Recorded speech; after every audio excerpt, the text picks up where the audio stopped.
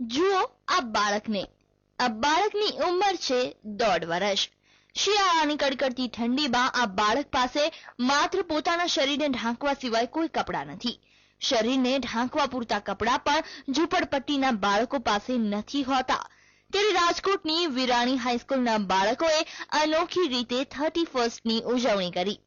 શાળાના બાળકોએ 31ની ઉજવણી આવા ઝૂંપડપટ્ટીના બાળકોને કપડાં આપીને કરી હતી। ધોરણ 9 થી 12ના 1000થી વધારે વિદ્યાર્થીઓ દ્વારા 4000 જેટલા જૂના કપડાં એકઠા કરવામાં આવ્યા હતા અને આવા ઝૂંપડપટ્ટીના બાળકોને વહેંચવામાં આવ્યા હતા। આપણે ઘણા ઝૂંપડપટ્ટીના વિસ્તારોમાં જઈએ તો ખબર પડે કે કડકડતી ઠંડીમાં તેઓ માટે ન 31 ન 9 વર્ષ એ લોકો માટે કંઈ હોતું નથી, પરંતુ એ લોકો ઘણા નાના બાળકો, મોટા લોકો, વૃદ્ધ લોકો કડકડતી ઠંડીમાં ઠઠવાતા હોય છે અને આપણા બીજી તરફ સમાજમાં કે પાર્ટીઓ ચાલતી હોય, મોજ મજા ચાલતી હોય, ખોટા પૈસાના ધુમાડા થતા હોય, તો આ બધાથી અલગ વિરાણી હાઈસ્કૂલના વિદ્યાર્થીઓ એક નવો અભગ સમન્વય દ્વારા અમે આજે એક પ્રોગ્રામ કર્યો છે। જ્યારે અત્યારે શિયાળાની ઠંડી ખૂબ જ વધી રહી છે ત્યારે ઝૂંપડપટ્ટીમાં જે લોકો વસે છે તેને પહેરવાના પૂરતા કપડાં પણ મળી શકતા નથી, તેથી કેટલાક લોકોના તો મોત પણ થઈ જાય છે। તેથી અમે આ યોગદાન કર્યું છે, જે વસ્ત્રો ભેગા કરીને તે લોકોને પૂરા પાડી શકાય તે માટે, જેથી કેટલાકની આપણે જિંદગી પણ બચાવી શકાય। આ ખાસ ઉજવણી પાછળ સ્કૂલનો હેતુ પશ્ચિમી સંસ્કૃતિના આંધળા અનુકરણને બદલે સમાજને નવી દિશા ચીંધીને નવા વર્ષને વધાવવાનું છે।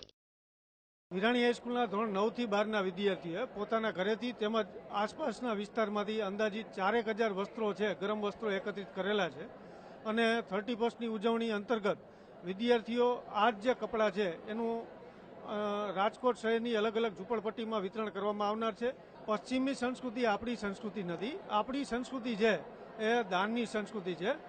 જે દેશની અંદર કર્ણા જેવા દાનવીર થઈ ગયા એમાં તે આપણા માટે પ્રેરણારૂપ છે।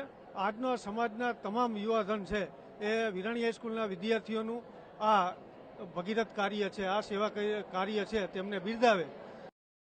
31 એટલે નાચવું, કૂદવું અને મોજ મસ્તી કરવી એવું લોકો માનતા હોય છે, પરંતુ રાજકોટની વિરાણી હાઈસ્કૂલે અનોખી સેવા કરીને સમાજને નવી રાહ ચીંધી છે।